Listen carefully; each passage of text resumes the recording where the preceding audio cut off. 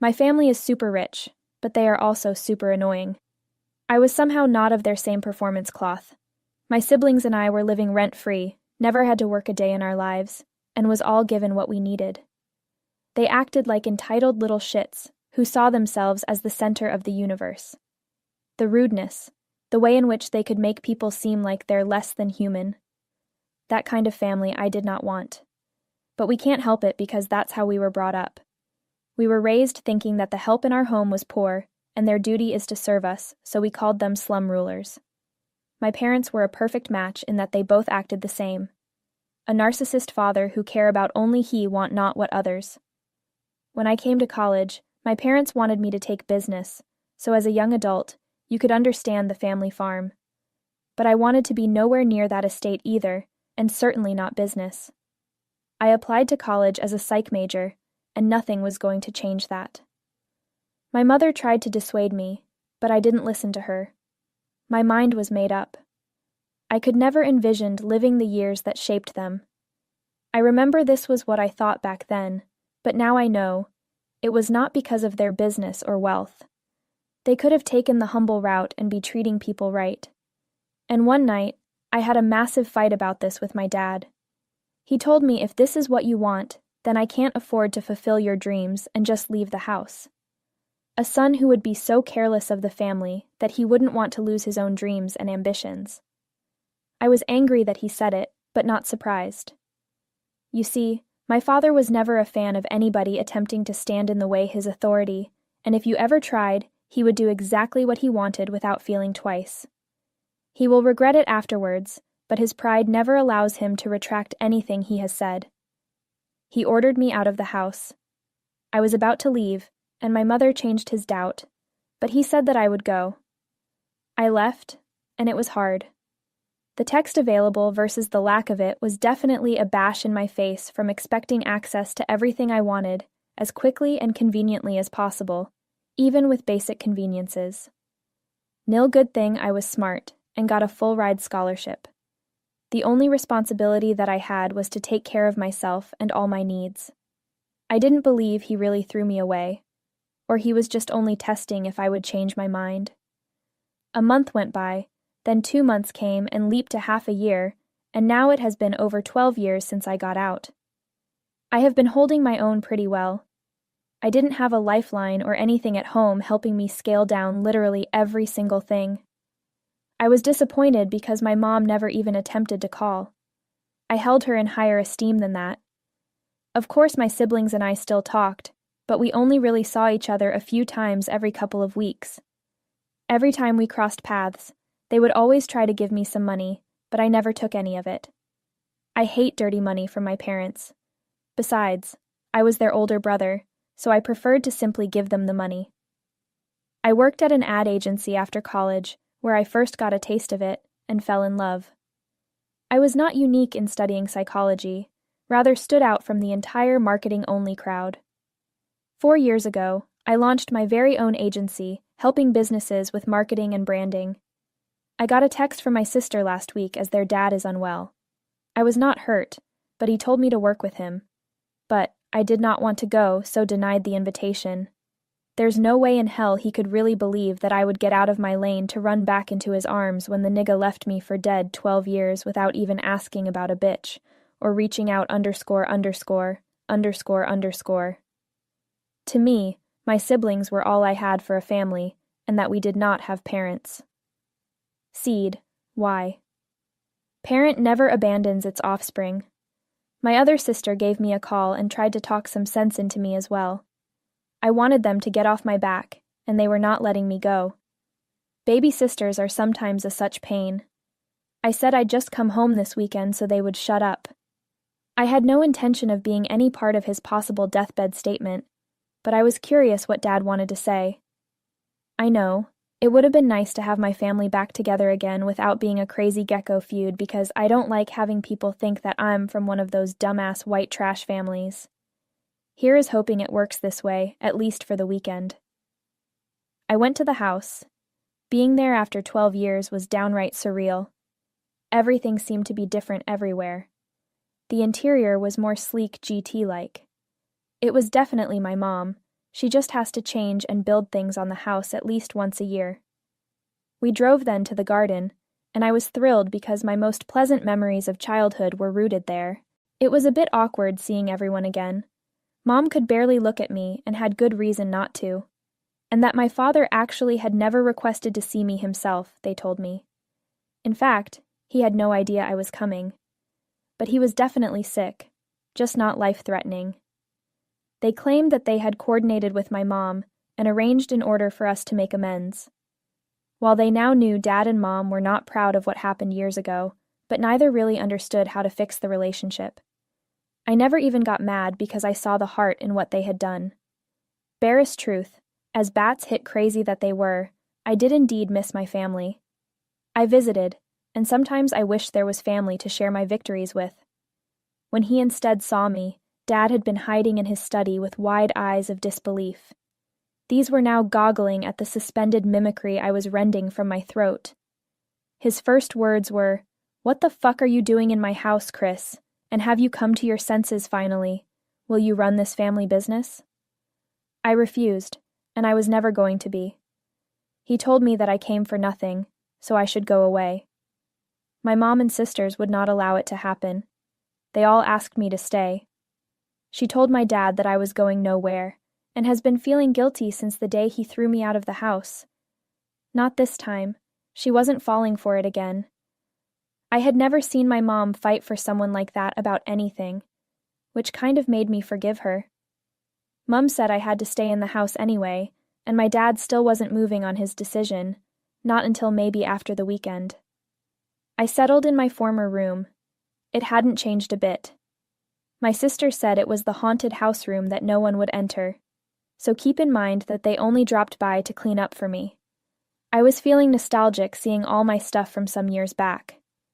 Honestly, I just want my family back, and hopefully things will work out. But if Dad isn't able to let things be, I will have no choice but return to being the son who is estranged from him. The next day, my sister called for me to come downstairs. I walked into the sitting room, and Dad was in there. He told me he decided that officially he did not have a son because of what happened between us. But if now, I would kneel down to appeal him and promise that yes, I will join the company. It was something everyone else thought I had a knack for, but in my head, it was not a thing. Who the hell does this man think he is, for these last 12 years? Especially when the beginning was hard, and I had to navigate everything on my own. I have a company that is doing so well, and now I do not need anything from him. I said I was not going to. He needs me more than I need him. He wants me to look after the estate he supposedly owns, and it is close to insolvency because of bad management and lack of knowledge about market. But times have changed, and the market has developed. So he wants me because it is my job. I am in the field of psychology as well, and designed to sell, so I can flip the business. I told him I would not speak to him or have any contact with the estate until he came down off his high horse and offered an apology. He was not God, and that it did not have to be the way he wanted. I also said that my sister is very good at business, but he will not allow her to take over, as it was always in his head, this would be done by a son. He's got to get over that and move forward. I'm never going to operate his businesses. My sister blew a kiss my way for saying that. The silence of pain spread everywhere, and he was not speaking. That I was leaving first thing, and they said good, so I turned around and left. I had no idea the bankruptcy news was kept from my mom and sisters, so that when they learned about it, all three were gobstuck. And his pride meant he would never seek help, or tell Ada or me or my poor mum that things weren't good. He took loans after loans so they can continue living the good life just because he did not want to look poor. My mother gave him an earful and told him his single-handed ego was the death of this family. 2 of them had wronged me, and it was so easy if I just asked for an apology.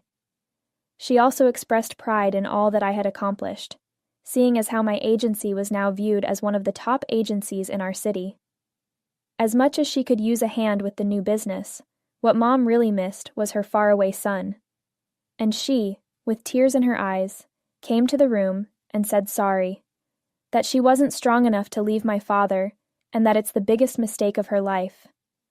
But then, it got too late. Too little for a confession now. The following day, I was getting myself ready, and from the sound side of the door, there came a knock. I opened it, and there was my father. He broke down in tears. It was the first time I had ever seen a human emotion out of him. I broke down and began to cry. He said, "I am no good father of yours at all." He had wanted to contact me, I said, but he thought it was a done deal, so embraced the fraud. He told me I could go and do whatever, but he was also proud of how far I have come, plus sorry that his part in it would always be negative. I forgave him, not the a-hole. I felt for you, because my parents are no different, and support the dreams I have either, which got me a bit emotional. I have since moved out of the house about a week ago, and am still trying to find my footing. I am so glad you two are back, and that you were able to forgive. Nat, but Dad is at the hay chunks. Why are all fathers so goddamned egotistical? His son ended up perfect, but he missed it all. He would likely regret the way he treated you forever. Next story, 28F. I have a 3-bedroom flat. My friend, 27F, was going through hell, and I told her she could come stay with me. I let her rent one of my rooms temporarily while she was searching for places. It was not worded on paper or anything. This is my friend. She has been living with me for 7 months. In the end, she was a fairly good roommate. She never ate my food, paid me on time, but it did piss me off that sometimes she forgot to say her boyfriend was staying. She would always say sorry and that she was going to remember next time, but sometimes only half the times. This issue happened 2 days ago when I came home and found her boyfriend watching TV. This surprised me a little. My friend isn't supposed to be home. I would then call out and ask if she was in the other room, and he'd be like, "Nah, just waiting for her to get off work." And by now, I was more than a bit freaked out that he'd shown up without her. "How did you get in?" I sat next to him and asked. He then pointed to the key and told me she had given it to him so he could come over. I can say, genuinely, I was a bit surprised by this, and kind of mad. I told him to give me the key and leave my house. He looked momentarily surprised, and was about to protest, for she had given him the key. I replied by saying that this was my house, and she had no business doing so. He relinquished the key, obviously believing that I was a hysterical woman, and exited. Despite no one being home, when my roomie returned, I was waiting to ask her why she thought it was okay for someone else to have a key, and how had that conversation not occurred between us. Her response was, "It's cool." She then informed me of how ridiculous I was acting, and that it's her place as well, so she'd be allowed to have keys if she desired. That led to an argument and a final outburst from me that this was never her home. She just rented the room and had 2 weeks' notice, because now I really don't trust her. For 2 days now, she has attempted to convince me that I am overreacting and being unfair. She has apologized, but the only reason for doing this is because she does not think it should matter and keep begging me not to ask her to leave. Am I the a-hole? And 2 weeks is not a lot of notice to hunt for alternative arrangements, no matter what your stance on the issue may be. No, she will not be homeless. She can move to a new place, or back with her parents that she was living at before I invited her in. She be having more time if she isn't go them. Not the a-hole, massively. This is your home. Yes, you were so kind to allow her be, and look what she did with that kindness. Gave duplicate keys without telling anyone. I'm sure you would have said no if she had asked you first. In no way is that forgivable to me, and she's not even all the sorry since again she doesn't believe it was wrong of her. Not the a-hole, it's your home. It does seem like a panic decision, but naturally so. You know, so I can understand how you believed this was a reaction to an overreaction. Of course, that is totally understandable. If I have to get real, that is a really short time even for 2 weeks. I mean, she was bound to leave at some point, right? That was always going to be temporary. Next story. So I, 30M, have found myself in a bit of a mess, and I need this place to pass judgment. I had been with a single mom known as Mia, 33F, for about 6 years, Lily, her 8-year-old daughter. We were super cautious about the entire situation. Finally, she introduced me to her daughter, and things clicked. We got engaged last year on our 4th anniversary with her daughter's blessing. We were ready, but came across a hurdle which is keeping me from saying I do. I did not want someone else's biological children, nor some man to be the redeeming, teachable reason why it matters so much in real life for other men and women. He wasn't going to become my new husband anyhow. Mia was down for it, and we were in the process of getting our own children. But 5 years into the relationship, she was still taking birth control. I kept saying to her, "Babe, you know I want kids. What the fuck?" Kept delaying the conversation. Then they let her, reluctantly, but found out later she didn't want to have any more kids. She thought at first she did, but came around. Then, I said that was too bad, and walked out on the whole thing. Lily was mad, Mia has hurt, and didn't even want to speak. The next day, I was practically out the door. So I moved a few blocks over to this new house, and Lily somehow bended reality so that she figured out where I had moved to and started turning up there randomly, like would actually knock on my door. The first couple of times I answered the door and talked to her about it, explained that she was obviously welcome, but she could not just drop by without anyone telling me or my mom, because it's rude. She did again, and this time asked me why I talked to her then, as if it was Maine not. She went with me back to her mom's. We all sat down, and we had a 3-way conversation. After a small explanation, we said she had to put it down. After a few days, I was dating someone new. She and I have been in a good place, but when she parked at my house this weekend, her car was bruised. My driveways are quite slim. Her windshield was soaked with soda, and there were scrapes on her driver's side door. I reviewed the cameras at my property to find footage of someone riding up on a bike and kicking her car. But he was wearing a mask and hood. It was late at night. Bastard, I thought to myself, and then remembered Lily, but didn't know of any proof. So there I was, Sunday morning, and Zoe quadrusically knocked on my door. Again, Lily. It's like 8 a.m. I was fed up. Finally irritated, I phoned Mia to find her number had been blocked. And I tried social media, and guess what?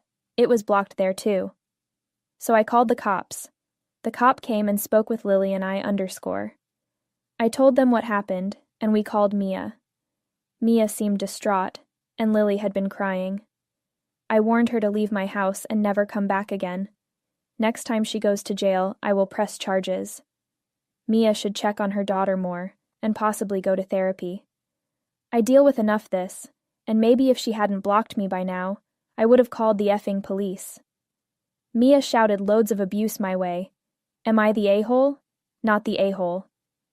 Ahem. No choice. Mia never even gave you a chance to make another option. BC, she blocked you. To Lily, you had you for nearly half of her 13 years, so it must be very hard to have lost you just like that. Nevertheless, she should realize that not being around to influence her daughter has been detrimental. As a result of this, she now invades your home unilaterally to prolong contact with you, even though neither Mia, nor indeed the girl herself, have anything more